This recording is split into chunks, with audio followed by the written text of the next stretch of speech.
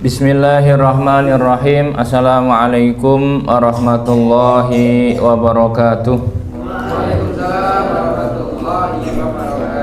Alhamdulillahirabbil alamin wassalatu wassalamu ala sayyidina Muhammadin wa ala alihi wa ashabihi ajma'in, amma ba'du. Bapak-bapak, ibu-ibu, saudara-saudari sekalian yang berbahagia, alhamdulillah hari ini kita melanjutkan kajian kita tentang kitab Tafsir Jalalain. Bismillahirrahmanirrahim. Qul amanna billahi wa ma unzila alaina wa ma unzila ala Ibrahima wa Ismaila wa Ishaqa wa Yaquba wal asbati wa ma utiya Musa wa Isa wan nabiyyuna min rabbihim la nufarriqu baina ahadin minhum wa nahnu lahu muslimun. Qul, katakanlah kepada mereka, wahai Muhammad, kata Allah ya, amanna billah, kami beriman kepada Allah, wa ma unzila alaina, dan apa yang diturunkan kepada kami, wa ma unzila ala Ibrahim, dan apa yang diturunkan kepada Nabi Ibrahim, wa Ismail, dan kepada Nabi Ismail, wa Ishaq, dan kepada Nabi Ishaq, wa Yaqub, dan Yaqub, wal asbati, dan anak-anak turun mereka, wa ma utiya Musa, dan apa yang diturunkan kepada Musa, wa Isa, dan Isa, wan nabiyyuna mir rabbihim, dan para nabi yang lain yang tidak tersebut ya, mir rabbihim, dari Tuhan mereka, la nufarriqu baina hadim minhum, kami tidak membeda-bedakan antara satu dengan yang lain di antara mereka soal percaya ya, wa nahnu lahu muslimun, dan kami kepada Rabb, kepada Allah adalah orang-orang yang ikhlas atau orang-orang yang pasrah ya, mukhlisuna fil ibadah, ikhlas dalam beribadah. Artinya kita itu sebagai orang Islam yang diajarkan oleh Nabi, sebenarnya kita itu mempercayai semua wahyu yang diturunkan kepada nabi-nabi sebelumnya. Bapak Ibu, mungkin kalau di dalam Al-Quran ini, kalau bisa dikatakan mungkin di dalam ayat lain mungkin sudah pernah sering Bapak Ibu dengar, biasanya di hari Jumat ya, inna hadza lafis suhufil ula suhufi Ibrahim wa Musa, gitu ya. Jadi kadang-kadang apa-apa perintah-perintah yang ada di umat-umat sebelumnya itu sudah masuk dalam ajaran Islam semuanya, perintahnya ya. Jadi misalnya perintahnya kepada Nabi Musa, misalkan 10 perintah Tuhan misalnya, itu sama, atau 10 perintah ya dan larangan, misalnya dilarang mencuri, dilarang berzina, dilarang mabuk, dilarang berjudi, semuanya itu sama perintahnya. Dan hampir perintahnya adalah mungkin suruh mengesahkan Allah dari sejak dahulu, sejak Nabi Adam. Maka sebenarnya dalam Al-Quran ini sudah mencakup semua perintahnya Allah Subhanahu wa Ta'ala. Makanya Allah memerintahkan Nabi Muhammad mengatakan bahwa, katakan bahwa kami percaya kepada semua wahyu yang diturunkan Allah kepada nabi-nabi itu. Karena wahyu yang diturunkan kepada nabi-nabi itu tidak seperti Nabi Muhammad ya Bapak Ibu. Karena Nabi Muhammad ini kan wahyunya lumayan banyak ya. Jadi kalau di dalam kitab Al-Quran itu kan sampai sebegini tebal ya. Tapi kalau di dalam nabi-nabi yang lain itu tidak seperti ini, tidak serinci ini. Makanya nabi-nabi yang lain itu kitabnya simple ya, nggak setebal Quran ya, kira-kira begitu. Nah, sementara Quran sendiri itu sudah dipisah, ada Al-Quran, ada hadis qudsi, ada hadis nabi, ada bedanya. Jadi sudah jelas mana Quran, mana hadis qudsi. Tapi kalau dalam kitab-kitab yang lain, kitab-kitab kepada nabi yang lain itu kadang-kadang membingungkan, mana yang firman Allah, mana yang sabdanya Nabi. Kadang-kadang itu campur, karena ya mungkin sudah terlalu lama Pak ya, kira-kira begitu. Makanya yang paling diingat kalau dalam beberapa poin-poin utama itu rata-rata adalah beriman kepada Allah dan meninggalkan yang dilarang, itu poin utamanya. Tapi kalau dalam Islam ini banyak ajaran-ajaran akhlak ada, ajaran syariatnya ada, ajaran misalnya muamalah ada. Jadi sampai perdagangan, hubungan sosial, ini di dalam Al-Quran ini sudah diberikan semua contoh. Jadi sudah sangat lengkap. Kalau Bapak Ibu dicari di dalam kitab yang lain, saya kira agak susah ya. Makanya kalau Bapak Ibu lihat betapa dari Al-Quran saja ini melahirkan banyak ilmu. Banyak ilmu apa? Ilmu ekonomi ada, ilmu sosial ada, ilmu perdagangan ada, bisnis ada, semuanya ada. Jadi saking detailnya. Ini seandainya nggak diringkes itu bisa jadi luar biasa. Maka nggak heran kalau tafsir itu kadang-kadang bisa sampai 40 jilid, Pak. Itu kalau kita turutin kapan kelar baca itu ya. Nah, tafsir Jalalain yang sejilid ini saja nggak tahu berapa tahun kita memahami ya. Jadi Quran ini bahasanya simpel tapi isinya dalam, dan karena Quran ini turun paling akhir, otomatis kayak semacam semua kebaikan-kebaikan yang dilakukan oleh nabi-nabi itu biasanya dicatat di sini dan boleh kita tiru yang baik-baiknya. Dan sesuatu hal yang mungkin pernah ditegur atau disalahkan dari umat-umat sebelumnya, itu artinya kita itu jangan sampai mengikuti itu. Maka dikatakan di sini, seandainya orang-orang beragama dengan kitab-kitab sebelumnya terus melihat ajaran Quran, mereka pada dasarnya secara naluri itu mengatakan ajaran itu benar. Cuman ya karena ada hal dan hil yang mungkin yang mustahil kira-kira begitu ya. Ya namanya juga manusia kan gitu ya. Maka di sini dikatakan la nufarriqu baina hadim minhum. Kita orang Islam itu dilarang atau tidak membeda-bedakan mana Nabi Isa, Nabi Musa, Nabi Muhammad itu sama-sama nabi. Nah, kalau sebagian yang lain, orang lain itu kalau dengan Nabi Isa, Nabi Musa itu hormat sekali, giliran Nabi Muhammad ngecek sekali. Itu ada. Ada sebagian yang lain sampai menghormatnya kelebihan. Ada kepada nabi yang lain. Jadi ada makanya nabi-nabi itu punya kelebihan masing-masing, tetapi kita tidak membeda-bedakan, tidak menganggap yang ini nggak boleh diikuti, enggak, tapi kita mengakui semua. Kita sebagai umat Islam itu malah dalam rukun iman itu wajib percaya bahwa nabi-nabi itu utusan Allah, minimal 25 rasul itu minimal. Kalau yang lain-lain sebenarnya nabi-nabi kan mungkin pernah saya sampaikan juga di sini, jumlah nabi itu kalau tidak salah dalam catatan itu 124.000, Pak. 124.000 kita hanya berkewajiban mengetahui namanya saja 25. Mengetahui saja, Pak. Nggak harus mengetahui anak turunnya ya. Kalau misalkan sama anak turunnya sama ininya nggak cukup, Pak. Kira-kira begitu. Apalagi suruh ngapalin 124.000. Itu udah nggak ada yang mampu, kira-kira begitu. 25 nabi aja kadang-kadang ada yang masih lupa, Pak, namanya. Nanti kalau bapak-bapak lupa harus diingat-ingat, Pak, supaya nggak lupa, karena itu bagian dari rukun iman ya, percaya kepada para nabi ya.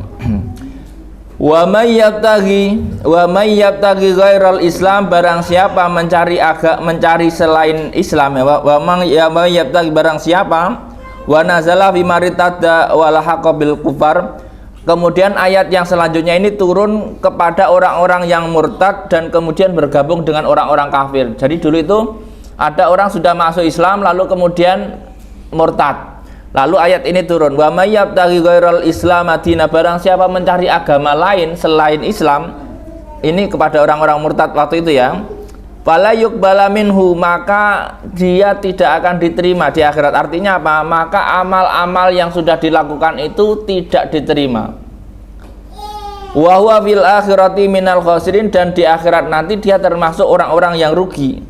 Lima sirihi ilan nar al mu'abad, malah dia memilih neraka. Artinya orang-orang yang murtad itu amal ibadahnya hangus, Pak. Jadi orang murtad itu kebalikannya orang masuk Islam. Kalau orang masuk Islam kesalahannya habis, kosong. Tapi kalau orang murtad amal ibadahnya kosong. Makanya ya itulah yang paling harus dijaga, itu adalah keimanan. Sudah ada orang kadang-kadang itu sudah mau mati malah murtad, gara-gara entahlah gara-gara apa ya, kadang-kadang gara-gara sesuatu yang ya apa, misalnya mau nikah lagi atau apa misalnya ya, nggak tahu lah ya. Tapi jangan lah ya, maksudnya dulu itu karena ya orang itu dulu mayoritas itu masih non Islam, Pak. Jadi orang beragama Islam itu ya dulu tantangannya luar biasa. Nah, kalau sekarang mayoritas kan di Indonesia mungkin mayoritas Muslim. Nah, kalau sekarang sudah mayoritas Muslim kok ada orang murtad, itu saya kira lebih parah lagi ininya. Ya kira-kira begitu ya. Kaifa yahdillahu qauman kafaru. Bagaimana Allah akan memberikan hidayah kepada orang-orang yang kafir ba'da imanihim, setelah iman mereka, wa syahidu, dan mereka menyaksikan anna rasulah haq, bahwa sesungguhnya rasul-rasul itu adalah benar, wa ja'at umul bayinat, dan telah datang kepada mereka hujjah-hujjah atau petunjuk-petunjuk ya atas kebenaran nabi itu. Wallahu la yahdil qaumadz dzalimin, dan Allah tidak memberikan petunjuk kepada kaum-kaum yang kafir atau dolim. Dolim dalam arti di sini adalah kafir. Jadi bagaimana orang bisa mendapat petunjuk kalau dia sudah tahu orang itu benar tapi dia nggak percaya? Bapak Ibu, kalau ada lihat kasus-kasus orang yang sudah tahu kalau dia benar tapi dia tetap nggak percaya, itu nggak akan dapat petunjuk, Pak. Karena apa? Ketidakpercayaan dia itu bukan karena orang lain tidak benar, tetapi ketidakpercayaannya itu ya karena sesuatu yang lain. Apa ya, orang kadung benci, bahasanya itu apa? Kadung nggak seneng itu salah bener tetap salah, kira-kira begitu. Nah, orang-orang seperti itu akan susah mendapat petunjuk, Pak. Tapi kalau orang-orang yang normal, dia percaya kalau benar, nggak percaya kalau nggak benar, itu akan dapat petunjuk. Artinya jangan sampai kita sudah yakin terus malah nggak percaya. Maka di sini disampaikan dalam ayat ini kepada mereka yang sudah tahu Nabi Muhammad itu benar tapi tetap saja tidak mau percaya. Sudah tahu argumentasi dia kalah tapi tetap dia itu nggak mau percaya. Jadi Bapak Ibu kalau lihat orang-orang misalnya diskusi atau debat, misalkan sudah kalah telak misalkan, tetap saja dia nggak akan berubah pikiran. Yaitu itu nggak bakal dapat petunjuk sampai apa? Ya sampai batas waktu yang ditentukan. Jadi makanya kalau orang sudah seperti itu, dulu pernah saya sampaikan, orang itu kalau imannya sudah kuat itu tidak terganggu apa-apa, dan orang yang sudah kafirnya kuat itu juga tidak akan dapat petunjuk apa-apa meskipun kebenaran itu dihadirkan. Apa ya bahasanya ya, kalau ada orang itu sudah dikasih bukti tapi masih ngeyel itu loh, Pak. Nah, jadi masih ngeles. Nah, apa ya biasanya? Adalah mungkin sehari-hari Bapak mungkin ketemu ya ada orang itu buktinya sudah jelas-jelas tapi masih ngeyel. Ya orang seperti itu nggak bakal dapat petunjuk. Ulaika jazauhum anna alaihim laknatullah. Mereka itu balasannya adalah laknat kepada mereka dari siapa? Dari Allah, wal malaikati, dan malaikah, wan nasi, dan manusia ajmain ya, dengan semuanya. Orang-orang seperti itu nanti di akhirat itu akan mendapatkan laknat. Laknat itu seperti apa sih, Pak? Laknat itu gini, Pak. Contohnya ya, gampangnya ini kalau saya amati begini. Bapak sudah jatuh misalkan tiba Pak, naik motor jatuh, orang itu nggak ada yang nolong tapi malah mau diar, ini loh Pak, itu kan rasanya di hati itu kan dalam, Pak ya. Ini nanti orang-orang seperti itu di neraka itu dimodar-modarkan, Pak. Bahasa kitanya gitu loh supaya gampang ya. Allah melaknat, malaikat melaknat, manusia melaknat. Manusia siapa yang melaknat? Manusia yang nggak masuk neraka, Pak. Jadi nanti itu gimana ya ceritanya? Gambarannya itu kalau gambarnya gini, orang di neraka itu sama orang di surga itu ya ketemu, Pak. Tapi nggak beda rasanya. Makanya orang-orang yang di neraka itu kan minta tolong dong kasih air sedikit. Nggak, modar wae. Ngono apa ya bahasanya ya. Jadi nanti di akhirat itu orang mukmin itu akan dibebaskan. Ini kalau dilihat ini malaikat juga ya malaikat tolonglah aku, enggak mati yo kono entek no misalnya kayak awalnya bahasanya ya. Apa kalau orang Jawa itu kalau lagi bully kan entek ngamek kurang golek gitu ya Mas ya. Apa istilahnya ya? Yang dibles-bles gitu loh Pak, apa namanya? Kapok mukapan, atau yang bahasa lebih sadis lagi ya. Anda bisa bayangkan sudah sedih nggak ditolong malah dimaki-maki Pak. Itu sudah luar biasa Pak. Kita yang nggak sedih dimaki-maki aja jadi sedih, apalagi sudah sedih dimaki-maki Pak. Lah di neraka itu kan nggak bisa mati masalahnya, ya kan kacau Pak. Jadi repot, sudah sakit nggak bisa mati, ditambahi dengan caci maki dari Allah, dari malaikat, dari manusia ajmain. Ibarat kata ya, dulu orang-orang yang mungkin sudah ngasih petunjuk terus dia nggak mau, di akhirat ketemu lagi, kapokmu kapan le kandanannya angel misalkan gitu. Itu kan yang halus ya. Nah, kalau yang kasar ya Bapak bayangkan sendiri lah, bahasa yang melegakan orang itu kan mau diare leken nggak apa-apa ya, terserah ya. Itu kan bahasa ini, bahasa ngelaknat kan kayak gitu ya. Kalau di dunia ini kan ngelaknat ya dengan miso-miso atau apa ya. Tapi kan kalau mungkin ya gitulah ya. Kalau ada orang jatuh ditimpain tangga, itu ibarat kata ya seperti itu ya. Maka orang-orang yang asalnya sudah beriman lalu murtad, itu nanti di akhirat itu ya itu gimana ya gitu ya, kasihan tapi nggak ada yang bisa, nggak ada yang menolong ya. Ulaika jazaohum anna alaihim la'natullahi wal malaikati wan nasi ajmain. Mereka ya pembalasan mereka itu ya memang laknat, itu sudah masuk neraka ditambah laknat. Ilal ladzina tabu, kecuali orang-orang yang bertobat. Ilal ladzina tabu, kecuali orang-orang yang bertobat. Jadi gini Pak, orang-orang yang bertobat itu apakah diampuni? Diampuni Pak. Jadi gini, ada orang sudah beriman lalu murtad lalu tobat misalkan, diampuni enggak? Diampuni ya. Ilal ladzina tabu mim ba'di dzalika, setelah itu, setelah murtad lalu tobat, diampuni enggak? Diampuni. Wa aslahu, dan memperbaiki amalnya. Jadi ciri orang bertobat diampuni itu setelah bertobat amalnya lebih baik. Tapi kalau amalnya sama saja itu belum. Jadi kalau Bapak Ibu pengen bertobat itu kok tahu diampuni atau tidak tobat saya, paling tidak amal lebih baik daripada sebelumnya.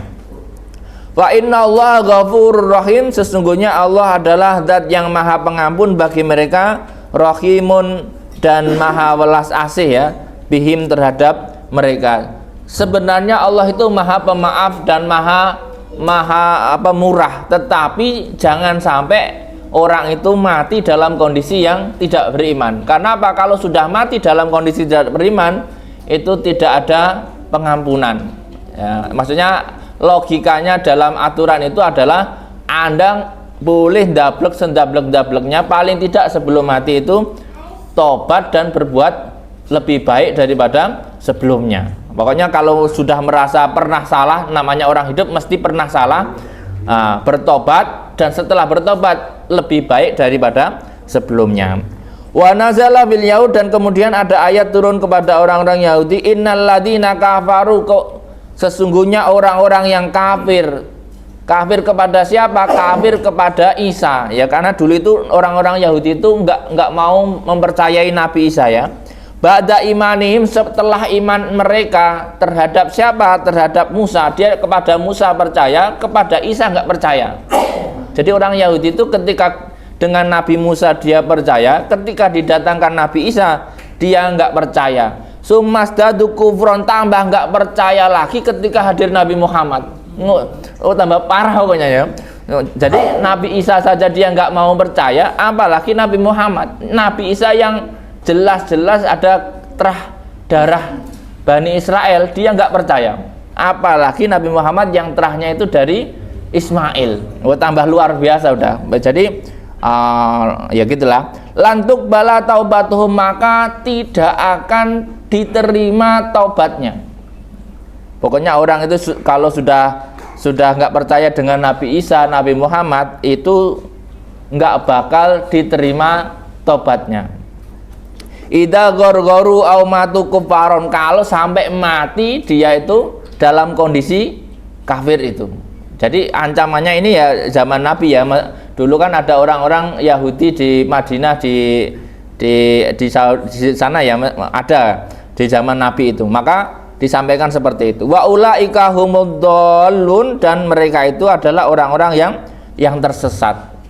Jadi ini langsung seperti itu, Pak. Jadi memang luar biasa ya ketika Allah mengingatkan kepada orang-orang Yahudi ya. Maksudnya secara keras disampaikan, kamu jangan pilih-pilih. Ini nabi semua dari Allah. Ibarat kata kalau Bapak Ibu misalkan sama-sama ada utusan dari presiden, itu Bapak Ibu pilih-pilih. Kalau Pak Purbaya seneng misalnya, kalau Pak Bahlil nggak mau misalnya ya.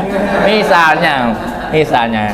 Ya, kan sama-sama dari utusannya presiden, menterinya presiden misalnya. Makanya ya nggak boleh pilih-pilih menteri itu ya sama misalnya, kira-kira begitulah contohnya. Ini soal contoh tapi bukan seperti itu ya Pak ya. Ini contoh saja.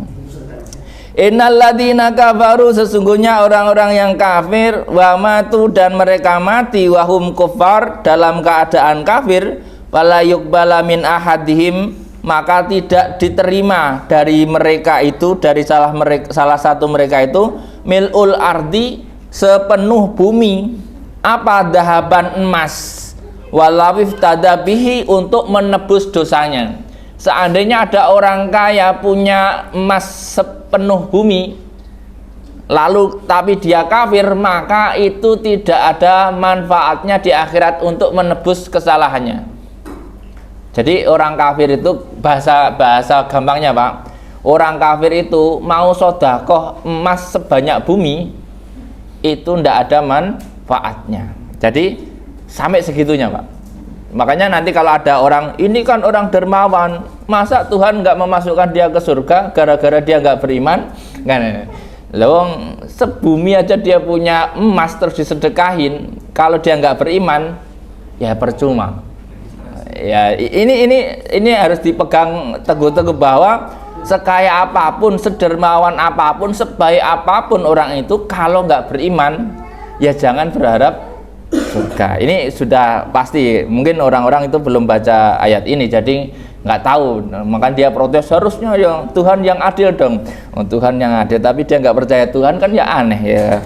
Jadi udkhul fa bi khabar apa? Fi khabari inna li syibil ladina bi syarti wa idanan, apa ini sebagai batamil qabl anil maut alal kufar. Artinya, makanya semoga saja orang-orang yang punya uang banyak, sudah baik dermawan, sudah sering membantu, itu semoga husnul khotimah. Sayang sekali kalau dia nggak mau beriman. Lawang dia nggak percaya kepada Tuhan tapi berharap surganya Tuhan, kan gimana? Kayak orang pengen dapat ijazah tapi nggak pernah kuliah, meskipun duitnya banyak. Kalau sekarang bisa ya, nggak tahu ding. nggak tahu ya. Mikdar, nggak tahu loh ya. Ini bukan anu. Harusnya kan yang nggak bisa kan gitu ya. Ulaika lahum adabun alim. Mereka itu ya, bagi mereka adab yang pedih ya. Makanya ini contoh tadi ya. Allah mengatakan bahwa punya emas seplanet bumi ini dan dibuat nebus dosa-dosa dia karena dia kafir, itu nggak bisa menghabiskan dosa itu. Berbeda dengan orang-orang yang sudah beriman lalu dia masih salah, masih punya dosa, itu bisa terhapus. Tapi kalau dia nggak beriman, ibarat kata itu sudah nggak bisa dihapus. Bedanya begitu. Makanya orang-orang beriman, apa gunanya beriman tapi masih maksiat? Itu nggak apa-apa Pak, daripada nggak beriman. Nah, jadi makanya al-mu'min al-asi itu masih mending dibanding orang yang tidak beriman. Orang-orang mukmin yang bermaksiat itu nanti paling tidak itu ya warnanya kayak zebra cross, hitam putih ya. Kalau pernah putih ya Pak ya. Ya paling tidak ada seleret-seleret putih lah, paling enggak kalau pernah amal baik dikit-dikit gitu ya. Nah, makanya kan sebenarnya orang itu nggak dipaksa putih semua Pak. Nggak mungkin ada orang putih semua. Orang yang maksa putih semua, kadang-kadang masih ada bercak-bercak hitamnya. Makanya ada bintik-bintik ya Bu ya. Pokoknya ya, tapi paling tidak itu sebisa mungkin kita itu putihnya itu bintik-bintik hitam sedikit saja. Tapi kalau nggak biaya ya zebra cross enggak apa-apa Pak, 50-50. Nah, zebra cross kan 50-50 ya. Tapi semoga pas akhir hayat itu pas putih. Jadi husnul khotimah. Kalau pas hitam ya semoga diampuni. Ya semoga diampuni ya. Lantana lul birra, lantana lu tidak bakalan mendapatkan pahala atau surga ya. Birra di sini kebaikan itu artinya surga atau pahala. Hatta tungfiku, sampai kalian mau menginfakkan mimma dari sesuatu tuhibun yang kamu sukai. Orang tidak akan sampai kepada surga sebelum dia mampu menginfakkan sesuatu yang dicintainya. Apa yang dicintai? Nah sebenarnya kan orang itu mencintai kan harta, tahta sama wanita Pak. Tapi kan yang bisa disedekahkan itu ya hanya harta Pak. Jangan menyedekahkan istrinya, jangan menyedekahkan anaknya, nggak boleh ya. Saking ini lantanul birra hatta tunfiqu mimma tuhibun, karena saya suka istri, istrinya disedekahkan, nggak boleh ya maksudnya. Ini artinya sesuatu umumnya orang itu senang dengan harta. Makanya kalau orang bisa mendermakan harta, itu termasuk orang yang berhak sekali masuk surga. Makanya ciri-ciri penduduk surga itu paling tidak adalah dermawan ya. Makanya rata-rata nanti kalau Bapak Ibu lihat orang-orang ulama-ulama, wali-wali, nabi-nabi rata-rata dermawan. Nah dermawan tinggal Bapak Ibu mau niru siapa, mau niru Nabi Muhammad, dermawannya ya tadi tidak menyimpan harta sampai tidur. Pokoknya sebelum tidur hartanya harus sudah tersalurkan ya. Tapi ini kelas luar biasa ya. Nanti kalau ya niru yang lain ya. Nah, Abu Bakar menyerahkan 100% hartanya. Sebagian yang lain sepertiga hartanya dan sebagainya ya. Jadi tasaddaku mimma tuhibbun ya, berinfak atas apa yang disukainya, min amwalikum, dari harta-harta kalian. Wa ma tunfiqu min syai'in, tidak ada satupun yang sudah kalian infakkan, fa innallaha bihi alim, kecuali Allah akan mengetahui. Jadi tidak ada sesuatu yang tidak diketahui. Makanya kita itu infak nggak usah ragu, seberapapun, nggak harus sedikit Pak, banyak boleh. Kita balik ini ya. Jadi maksudnya sedikit ya boleh, banyak juga boleh. Artinya kita harus punya budaya berinfak supaya nggak apa ya, kalau bahasa Jawanya itu nggak awal. Masih ada nggak istilah itu awal ya Bu ya?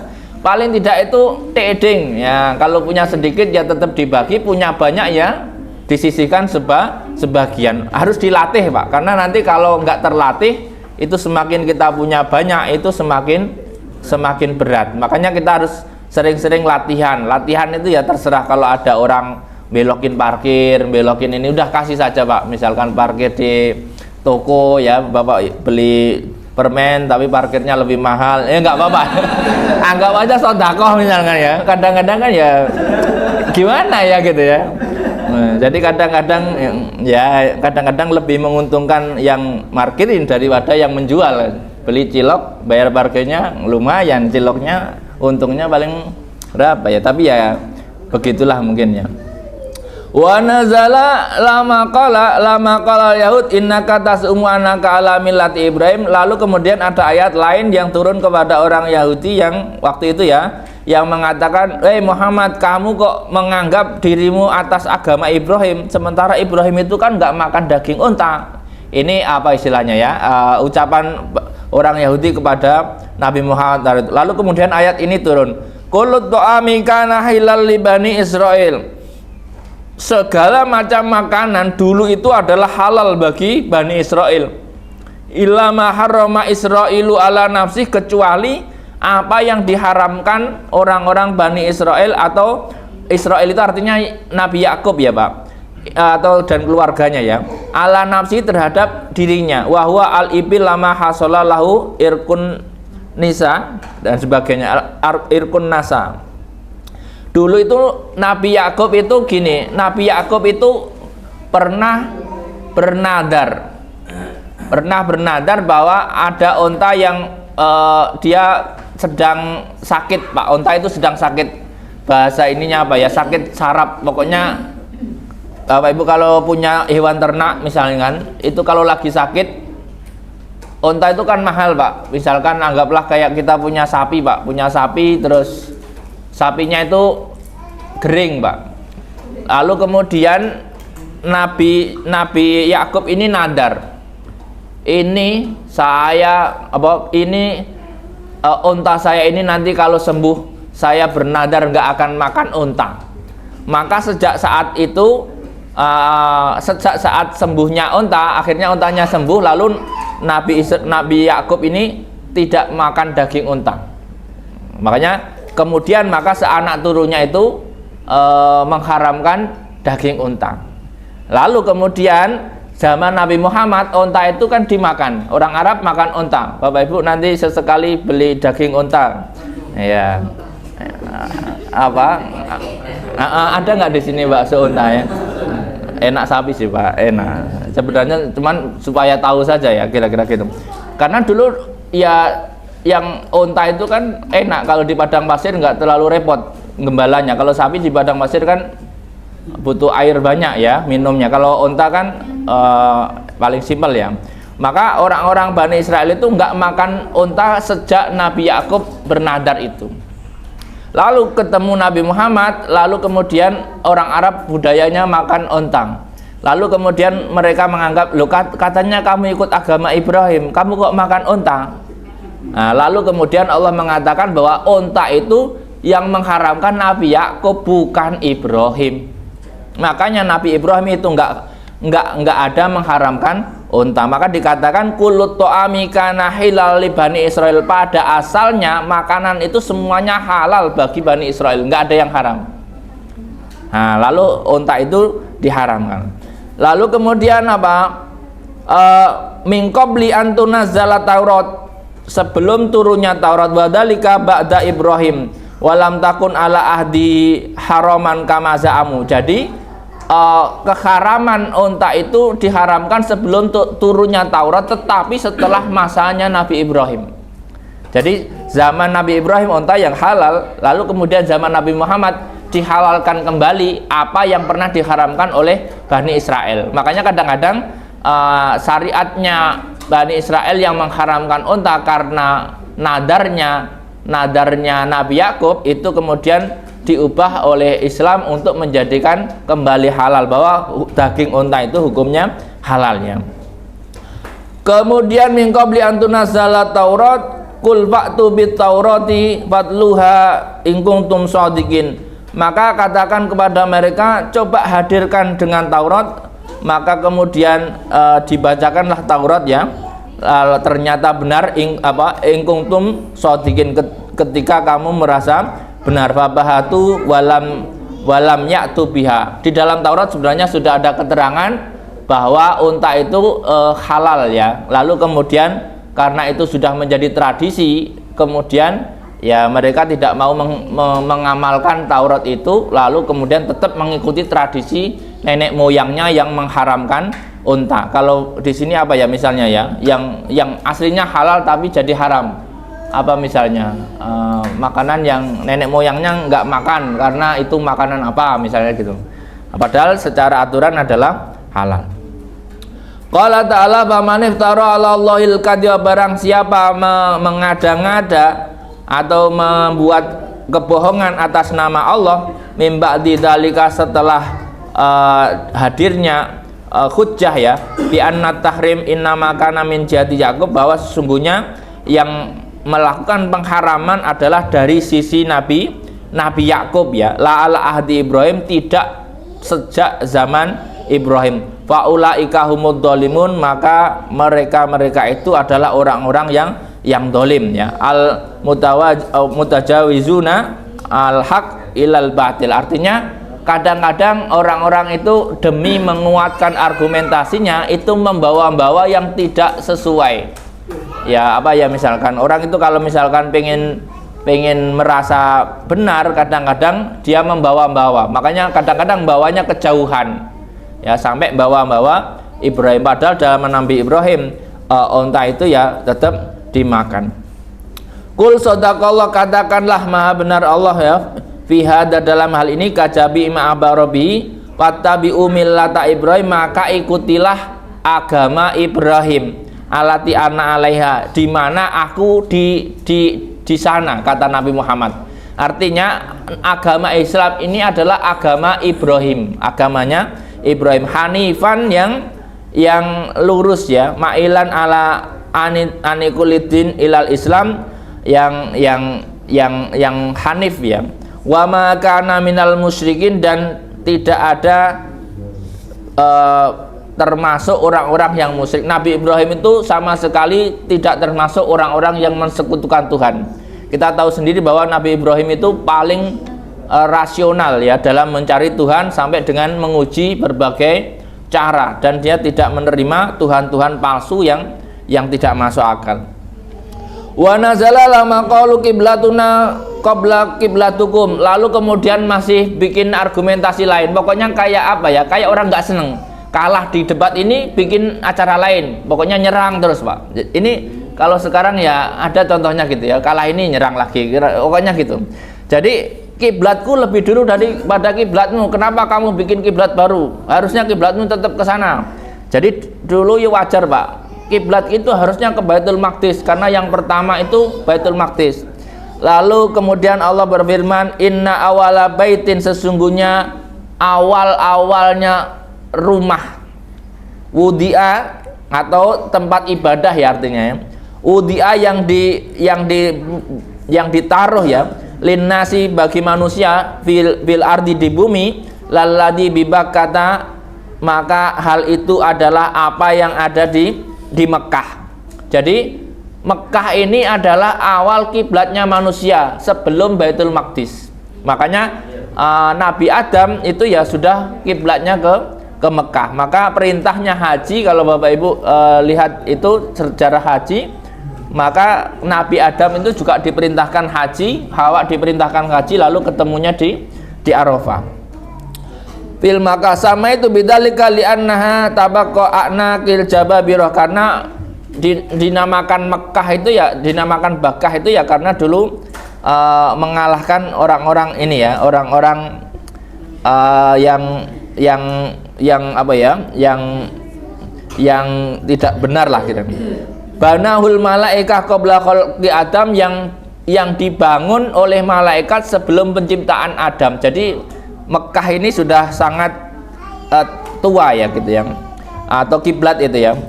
Qabla khalqi wa wudi'a ba'dahu al-aqsa, lalu kemudian dibuatlah atau dibangunlah al-aqsa. Wa bainahuma arba'una sanah, dan diantaranya adalah 40 tahun. Jadi Mekah sama Masjidil Aqsa itu dahuluan Mekah 40 tahun. Makanya kiblat itu awalnya Mekah, lalu kemudian bergeser ke Baitul Maqdis sampai zaman Nabi Isa, lalu zaman Nabi Muhammad kiblat itu kembali ke Mekah ya. Kama bi hadis sahihain wa bi hadis annahu awwala ma dhahara ala wajil ma ala inda khalqis samawat. Bahkan dalam riwayat lain, dalam hadis dikatakan bahwa Mekah ini adalah titik awal yang saat penciptaan langit dan bumi. Dulu itu langit dan bumi itu kan masih bentuknya cair kalau nggak salah di sini ya, khalqis samawal ard ya. Zubdatan baito, itu Mekah itu dulu kayak buih gitu ya, apa ya, pada haitul ardo min tahtiha, lalu kemudian muncullah bumi. Kayak dulu itu bumi itu isinya air semua Pak. Ini kalau dalam konsep ini ya, nanti nggak tahu di ilmu IPA. Jadi bumi itu dulu isinya cair semua, air semua, lalu kemudian muncul bumi dari dalam. Nah, awal yang muncul itu Mekah, lalu kemudian menjadi kiblat utama, lalu semakin besar, maka semakin dataran itu semakin besar sekarang. Nah, nanti dalam ayat lain kan dikatakan bahwa asalnya langit dan bumi itu menyatu lalu dipisahkan.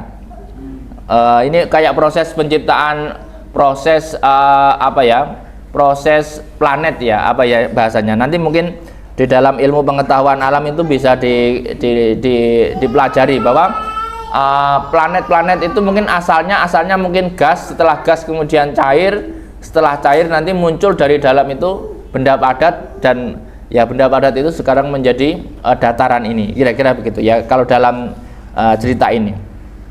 Mubarakan yang diberkahi, halu minalladzi barakah wa hudal lil alamin, dan menjadi petunjuk untuk untuk orang atau alam semuanya ya, untuk orang-orang banyak. Li'anau qiblatam, sesungguhnya kiblatnya adalah ke sana. Makanya kiblat kita adalah ke Mekah ya, kiblat kita ke Mekah. Kiblat itu apa? Titik untuk menghadap dalam ibadah, itu namanya kiblat. Kiblat itu titik untuk menghadap, bukan kita menyembah kiblat, tidak. Jadi kalau ada orang mengatakan kok kamu nyembah Ka'bah, enggak, tidak ada orang Islam menyembah Ka'bah. Ka'bah hanyalah titik fokus dalam beribadah sholat, gitu kira-kira. Fihi ayatum bayinat, di dalam Mekah itu, di dalam Masjidil Haram itu ada tanda-tanda yang ayatum bayinat ya, tanda-tanda yang sangat jelas ya. Di antaranya apa? Minha maqamu Ibrahim. Di dalam Masjidil Haram ada makom Ibrahim. Apa itu makom Ibrahim? Makom Ibrahim adalah batu yang dulu digunakan untuk membangun Ka'bah. Jadi makom Ibrahim itu kalau bahasa Jawanya anci-anciannya Nabi Ibrahim saat membangun Ka'bah. Apakah dulu bisa naik turun? Wallahu alam. Bisa jadi kayak lift, Pak. Bisa jadi ya. Batunya bisa naik turun. Jadi Bapak Ibu kalau yang sudah pernah umroh, itu yang dikerodongin di sisi samping Ka'bah itu kan makom Ibrahim. Makom itu artinya tempat, bukan kuburan ya Pak. Makom, tempat jejak kakinya Nabi Ibrahim saat membangun Ka'bah. Nggak tahu berapa lama bangunnya, mungkin karena nginjaknya itu terus tapak kakinya itu tercetak di batu. Makanya kalau di Indonesia itu kalau nggak salah semua presiden itu tapak kakinya itu dicetak. Nggak tahu sih, ada prasasti gitu ya. Nggak tahu dulu kok ya Nabi Ibrahim sempatnya begitu. Ya nggak ya, mungkin settingan malaikatnya gitu ya. Atau karena saking lamanya membangun itu kakinya napak. Kalau di Indonesia ada nggak ya pancian batu yang setiap hari dilewatin terus jadi tapak kaki gitu? Belum ada ya Pak. Mungkin batunya memang ini mungkin ya karena kekuasaan Allah diatur seperti itu. Jejak Nabi Ibrahim itu masih ada di Mekah. Makanya orang-orang Bani Israel, orang-orang Yahudi itu ya tidak bisa ngelak, karena ada memang Nabi Ibrahim itu ya pernah ke situ, bahwa Nabi Ibrahim dulu juga menghadapnya ke Ka'bah gitu ya. Kemudian wa asara qadamahu fihi wa baqa ilal an ya, maka ada bekas dua telapak kakinya sampai sekarang ya. Ma'at atau il zaman wa tatul aidi alaihi wa minhu tatibul hasanat fihi dan sebagainya ya. Wa anna tayra la ya'luhu, bahkan kalau dalam catatan ini bahkan burung-burung itu ya tidak melewati Ka'bah. Kalau dalam ini ya, Ka'bah itu Ka'bah ke atas itu kan apa ya istilahnya, itu nggak dilewati burung katanya begitu Pak, dalam catatan ini. Makanya kan pesawat itu nggak boleh lewat di atas Ka'bah itu, nanti takutnya hilang ini Pak, hilang apa namanya, magnetnya hilang, magnetnya bumi itu hilang. Kalau magnetnya bumi hilang kan dia nggak punya gravitasi hilang, jatuh dia ya, kira-kira begitu. Waman dakhalahu kana amina, barang siapa masuk ke dalam Masjidil Haram maka aman, layak taritu ilahi biqatlin aw dhalim aw ghairi dzalik, maka di dalam Masjidil Haram itu aman. Maka sampai sekarang itu nggak boleh menangkap pelaku apa di dalam Masjidil Haram ya. Maksudnya misalkan misalnya KPK ketemu tersangka KPK di Masjidil Haram, itu nggak boleh penangkapan di Masjidil Haram Pak, misalnya loh Pak. Tapi yang boleh ditangkap itu biasanya copet Pak. Kalau copet itu ditangkap di Masjidil Haram, karena ya tetap saja mungkin ada orang-orang yang seperti itu ya. Tapi kalau misalkan antara misalnya ada orang tersangka dan ada orang sebagai KPK sama-sama haji terus ketemu, loh dicari-cari kamu ya. Nangkepnya harusnya setelah keluar dari Masjidil Haram, nggak boleh di dalam. Nah kalau pengen aman gimana? Nggak usah keluar masjid, di situ terus minta dikirim itu. Memang dari dulu itu masjid adalah tempat yang paling aman.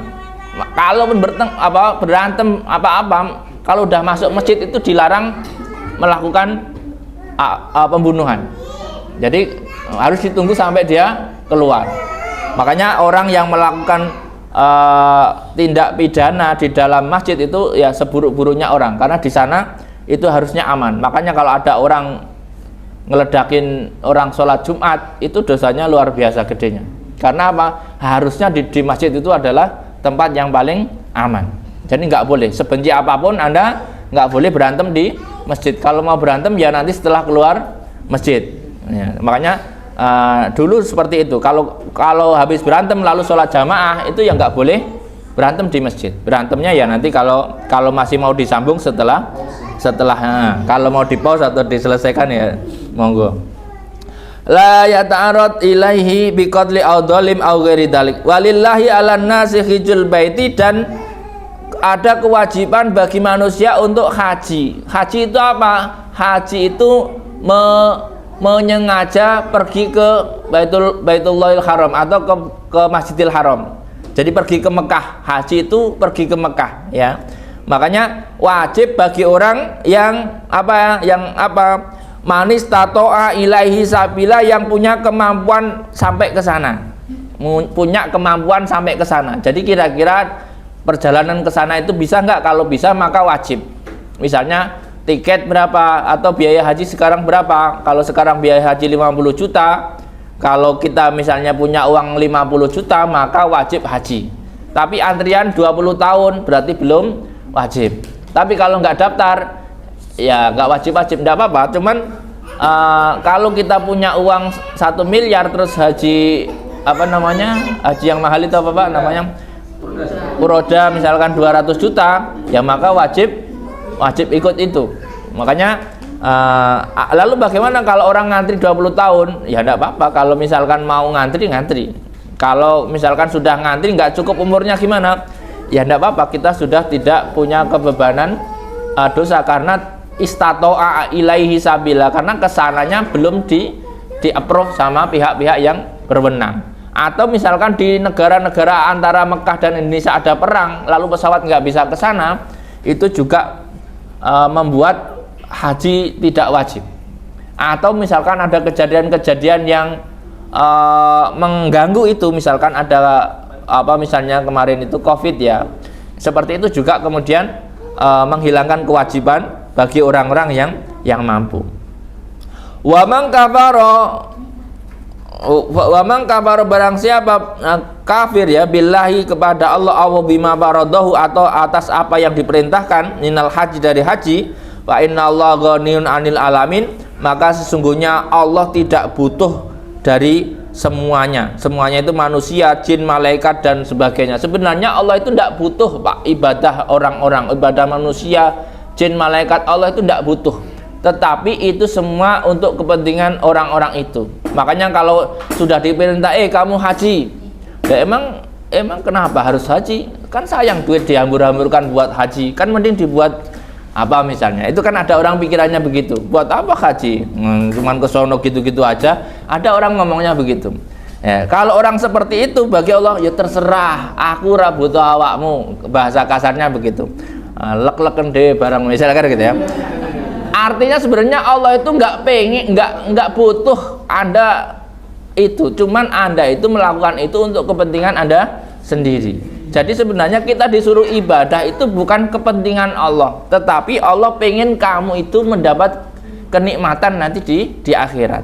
Tapi kadang-kadang orang itu tidak tahu diuntung, sudah dikasih tahu tetapi tidak mau. Ibarat kata kerjakan soalmu, ini loh jawabannya, terus nggak mau jawabanmu, tak kerjain sendiri misalnya. Ya orang sudah dikasih tahu solusinya tapi tidak mau. Kul ya ahlal kitab, katakan kepada mereka, ya ahlal kitab, wahai ahli kitab, lima takfuruna bi ayatillah, kenapa kamu kafir terhadap ayat-ayat Allah yaitu Al-Qur'an. Wallahu syahidun ala ma ta'malun, sementara Allah menyaksikan atas apa yang kamu lakukan, kamu kerjakan. Fayujazikum alaihi, maka kamu akan dibalas. Jadi semua yang dilakukan oleh manusia itu Allah akan membalasnya, termasuk kepada ini ahli kitab. Ahli kitab itu sudah tahu bahwa Quran itu dari Allah, tapi dia nggak percaya. Jadi sementara kita itu dengan kitab-kitab yang lain, ya percaya. Kita disuruh percaya Taurat, kita disuruh percaya Injil, kita disuruh percaya Zabur gitu ya. Tapi mereka tidak seperti itu. Qul ya ahlal kitab, katakanlah wahai ahli kitab, lima tasudduna an sabilillah, kenapa kamu menghalang-halangi dari jalan Allah atau agama Allah ya. Man amana billahi, man amana ya, man amana bitakdibihi min nabi wa katmin na'tihi ya. Barang siapa yang beriman ya, al-ansabilillah iman amanah. Kenapa kamu menghalang-halangi orang beriman untuk melakukan agamanya di jalan Allah ya? Tentang kamu ubah-ubah tentang ciri-ciri Nabi dalam kitabmu, kira-kira begitu ya. Tabghunaha iwaja ay tatlubuna sabil, kamu mencari jalan-jalan yang bengkok ya, iwajan. Wa antum syuhada, sementara kamu sendiri tahu. Jadi kenapa sih kamu ubah-ubah supaya orang-orang itu kemudian ragu, gitu ya. Kadang-kadang dulu kalau bisa Bapak bayangkan ketika Islam awal-awal di Mekah atau di Madinah, itu kan yang punya banyak cerita nabi-nabi itu ya orang-orang ahli kitab. Lah kemudian mereka itu punya ciri-ciri nabi-nabi, itu punya cirinya, tetapi kemudian ditutup-tutupi supaya orang-orang yang mau beriman kepada Nabi Muhammad itu menjadi ragu. Ya kalau sekarang dikecoh lah supaya Nabi Muhammad itu begini begitu. Biasanya ada orang yang membuat Nabi Muhammad itu istrinya banyak misalnya. Nabi Muhammad dan sebagainya, itu kan cerita-cerita fiktif yang kemudian harapannya supaya orang itu tidak percaya Nabi, atau harapannya untuk mendegradasi atau delegitimasi ya, kayak orang-orang yang ingin menjatuhkan nama baiknya Nabi supaya orang itu nggak beragama Islam ya. Itulah mungkin seperti itu ya dari dulu. Wa ma'allahu bighafilin, dan Allah tidak akan lupa amma ta'malun, dari apa yang kamu lakukan ya. Minal kufri wa taqdi, dari kekafiran, dari pembohongan. Wa inna ma yuakhirukum ila waktukum, akan tetapi Allah akan mengakhirkan waktu pembalasan itu. Jadi sejak Islam hadir, maka pembalasan orang-orang kafir, orang-orang yang berbohong atas nama Tuhan, itu nanti diakhirkan di hari kiamat, tidak dibalas langsung saat dia hidup.